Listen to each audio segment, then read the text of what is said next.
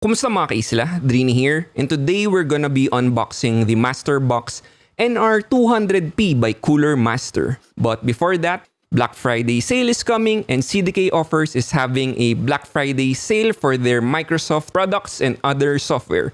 So let's grab one now. $14.84 and click buy now. Type in DR20 to avail another 20% discount. And now it's only around $11.87 or maybe just around 600 pesos. So we could use any payment method here. So once we've complete our order, we can view our legit license key here under our user center. Under my purchased orders, click view keys or codes to view our license key. And now this is our brand new and legit license key.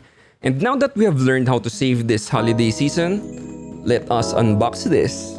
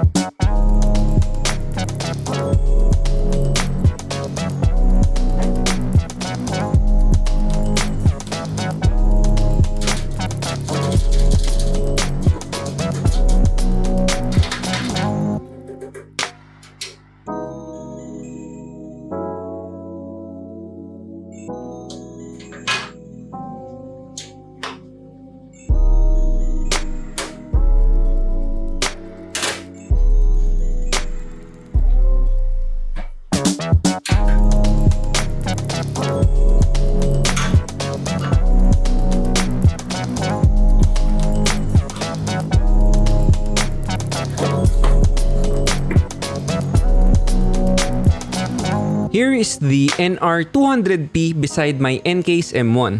As you could see, they're almost the same in size since the NR200P is an 18.25 liter case while the NCASE M1 is a 12.7 liter case. They also look similar even in the inside. Well, I think Cooler Master takes inspiration from NCASE M1 because on how well engineered this case is and how famous it is in the small form factor community.